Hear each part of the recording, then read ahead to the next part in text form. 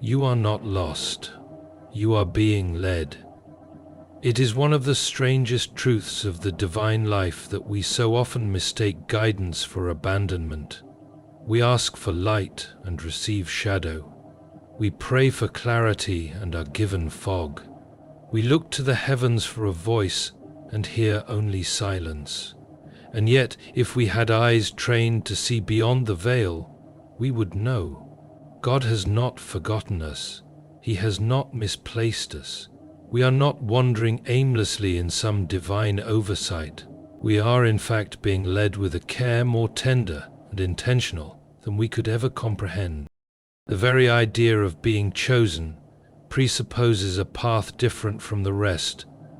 Chosen does not mean comfortable, it means called, and calling rarely comes with ease. The great error of our time is to confuse ease with favor and hardship with absence. Imagine for a moment a child in the arms of a good father. The child cannot see the road ahead. She may not understand the turns, the dark woods, or the sudden storms. But she is not less safe because she doesn't understand. She is in fact safest when she is not relying on her own perception. The child is not being carried because she is weak, but because the road is meant to make her strong. And such strength, if it is to be true, must be forged in trust, not in control. So too your path. The detours you call delays may be the very corners where your character is being constructed. The silence you fear may be the stillness where your roots are being watered. You are not lost. You are not forgotten. You are being led by one who sees the whole terrain when you see only inches of earth in front of you. And this is not mere poetic comfort, it is cosmic reality. The universe does not stumble in its design. If a sparrow does not fall to the ground without your Father knowing, then your long nights, your unanswered prayers, your moments of aching solitude, none of these escape his notice. You are being led, and the leading is not random. It is not chaotic.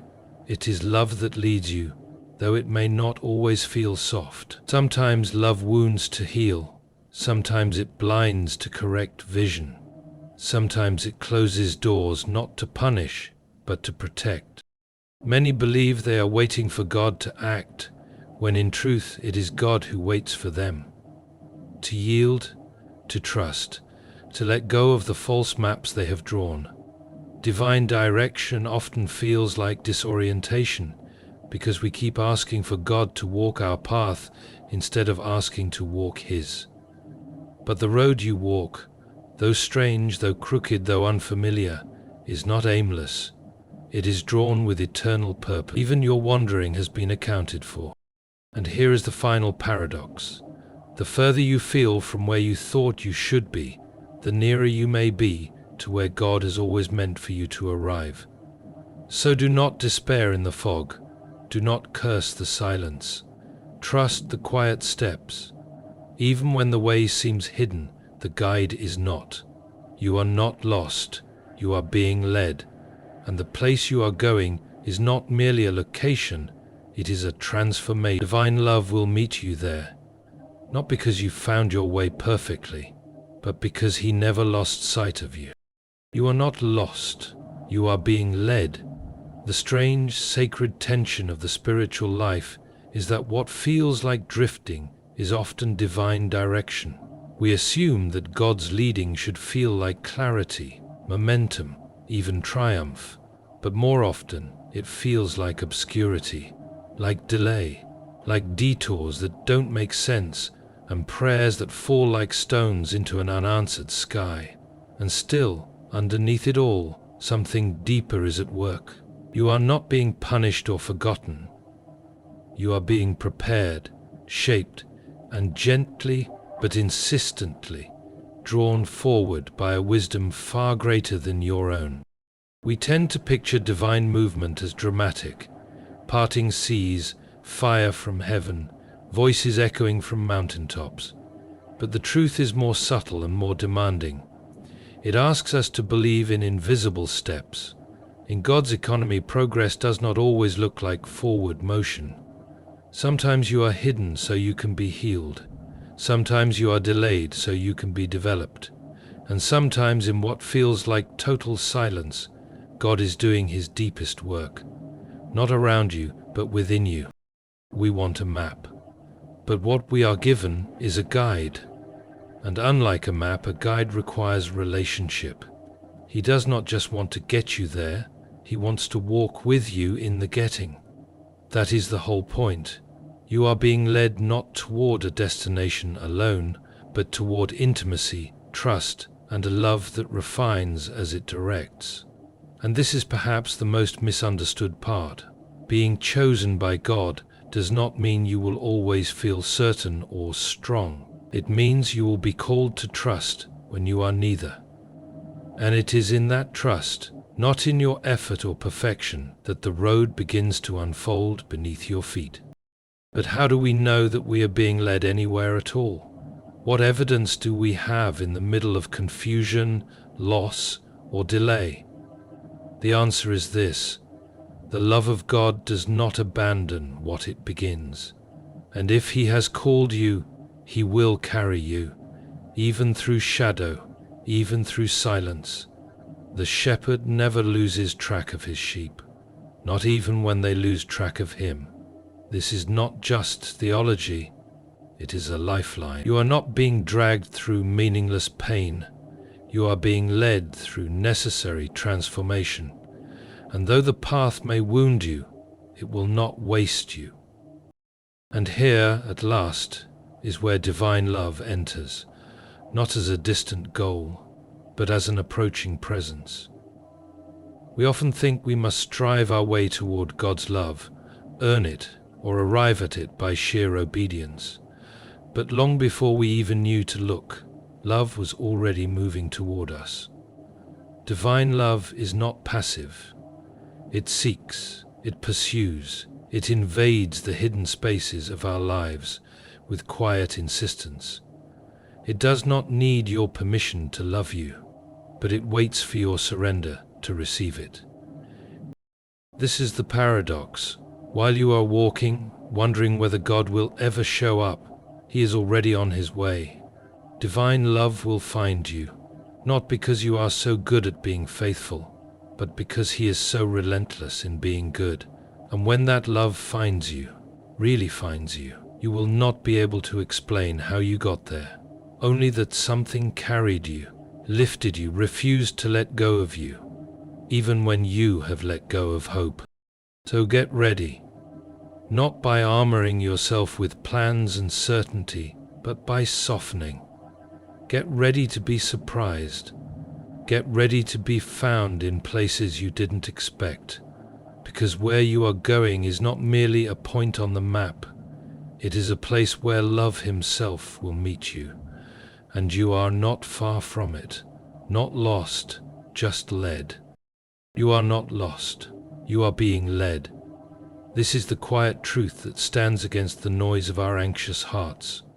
We imagine that divine calling must look like clarity, like a well-lit road stretching out before us, free of obstacles. But more often it looks like closed doors, unfamiliar places, and questions without answers. We cry out, asking for signs, for proof, for something solid to stand on, and we forget that the one who walks with us is the foundation itself. To be chosen by God is not to be given ease, it is to be given purpose, and purpose, if it is true and lasting, must be forged in the unseen. There is no wasted step on the path of the chosen. Even when you feel disoriented, even when you question every decision, a deeper hand is at work, guiding you with precision through what feels like chaos. You are not being misled or misplaced. You are being positioned. There is something in you that must be readied for the place you are going, and that readiness cannot be rushed. It cannot be outsourced. It is done in the hidden places, through solitude, through silence, through surrender. What we often call delay is not a pause in the plan, it is the plan. For the chosen one, Waiting is not idleness, it is preparation. You are not stuck, you are being seasoned by grace for a destination far beyond your current understanding. And this divine detour, this unfamiliar terrain you find yourself in, is holy ground, if only because He walks it with you. The shepherd never loses a sheep, he simply leads it through valleys to get to the green pastures. The beauty is that you do not walk toward divine love, it walks toward you, and not in a trickle, but in a flood. Long before you ever thought to pray, love had already spoken your name. Long before you sought direction, love had already charted your course. There is no striving here, no performing to be worthy. You are loved because you are His, not because of your perfection, but because of His promise. Divine love does not wait for you to have it all figured out.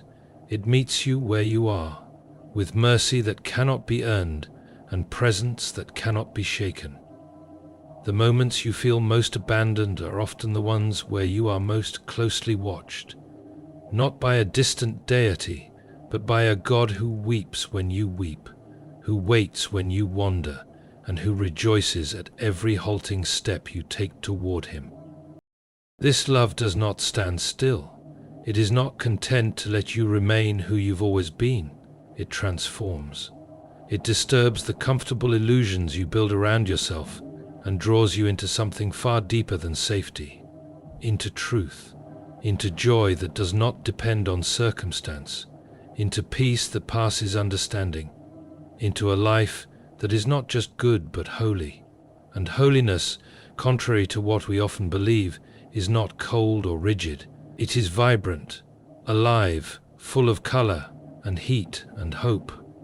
It is the life you were made for, and divine love is relentless in leading you toward it. So prepare yourself, not by gathering answers, but by learning to let go. Readiness is not about strength, but about softness. The soil that bears fruit is the one that's been broken. You are not being punished, you are being planted. And in the soil of trust, in the depth of surrender, something eternal is growing in you. Soon you will see, not because you found the way yourself, but because love never stopped moving in your direction. You are not lost. You are being led. Though your surroundings may suggest otherwise, though your soul may be weary and your prayers may echo without answer, you are still under the careful guidance of a hand far wiser than your own. The path of the chosen is never paved in straight lines. It bends, it narrows, it winds through valleys and deserts, and at times it disappears altogether, leaving you standing in the thick of unknowing. But this is not the evidence of God's absence. It is the mark of His deepest involvement. When God leads, He does so with eternity in mind, not mere convenience. You may not recognize His ways now, but one day you will look back and marvel at the way every misstep, every delay, every no was part of a greater yes. The chosen are not merely sent, they are shaped, and the shaping almost always happens in obscurity. God hides what He values most. Diamonds are not formed in daylight, and seeds do not bloom in the open air. They are buried, covered, pressed by time and pressure and silence. It is in these hidden seasons that the chosen are wedded, not through grand achievement, but through patient surrender, through choosing trust when the answers are withheld, through holding on when everything within says to let go. This is not stagnation, it is cultivation. You are not being passed over. You are being refined, made into someone who can carry what God is preparing to give. Do not despise the hiddenness. Heaven does not overlook what the world cannot see. Meanwhile, divine love is not waiting for your arrival. It is pursuing you, here and now. This love is not reserved for the moment you get it right.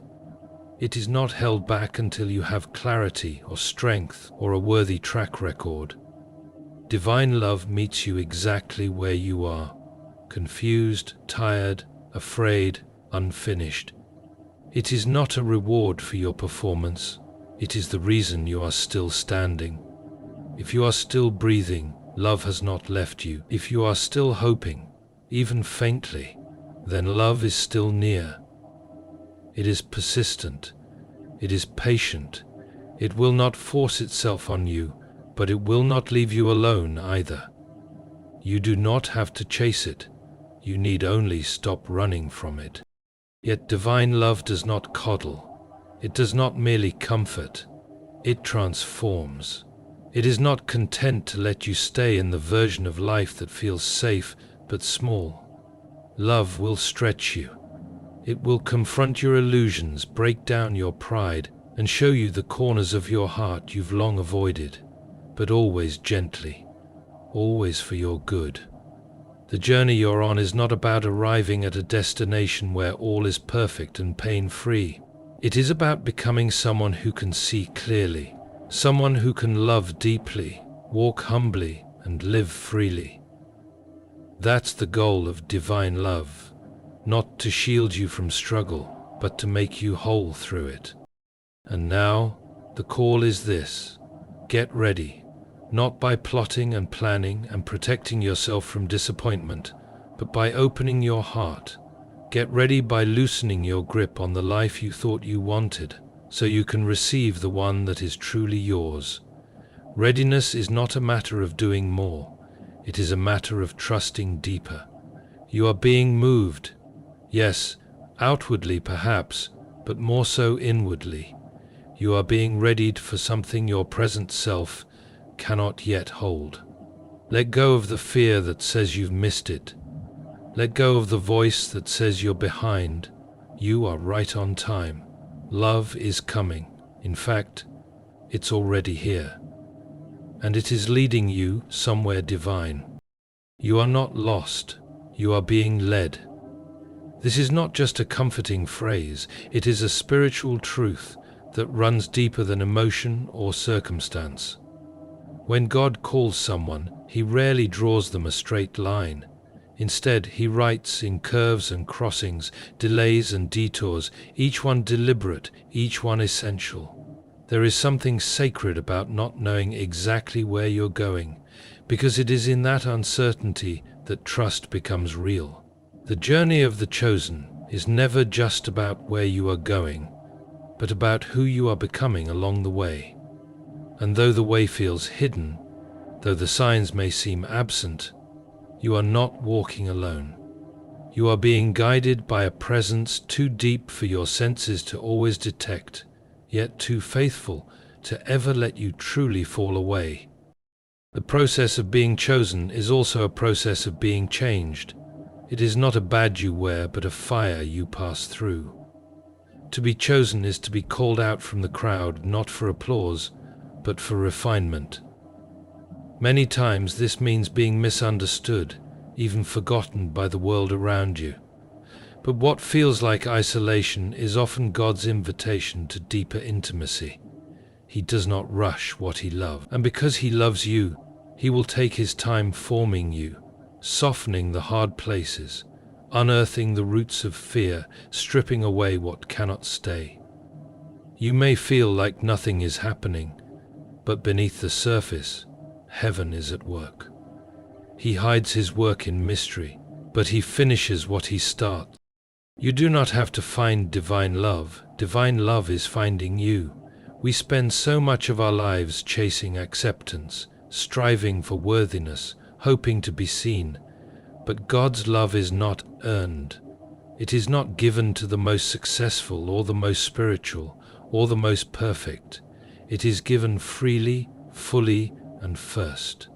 Long before you knew what to call it, this love was shaping your story. And even when you turned your face away, it followed, not with condemnation, but with compassion. Divine love does not love you in theory. It loves you in the moment you're in right now, the messy one, the uncertain one, the quiet one. And that love is not passive, it moves, it comes after. It does not wait for you to climb up to it, it descends to where you are. But understand this, divine love is not a gentle sentiment, it is a transforming force. It does not enter your life just to make you feel better, it enters to make you new. Love will comfort you, yes, but it will also confront you. It will invite you to release the false selves you've built, the illusions you've clung to, the fears that have ruled you. Love asks you to let go, not because you are losing, but because you are finally being set free. And the freedom you are being called into is not reckless or rootless. It is anchored in something eternal. You are not being led in circles. You are being led in grace, into the very center of who you were always meant to become. So get ready, not because something is about to happen around you, but because something is already happening within you. Get ready not by controlling the outcome, but by surrendering the timeline. The readiness God asks for is not perfection, it is permission. It is a heart that says yes before it knows all the answers. It is a soul willing to be interrupted, redirected, and carried if necessary. You are not behind, you are not off course. You are in the hands of a God who wastes nothing, forgets no one, and finishes what he begins. Something divine is ahead, not just a place, but an encounter. Divine love will find you, and you are being moved exactly where you need to be in order to receive it.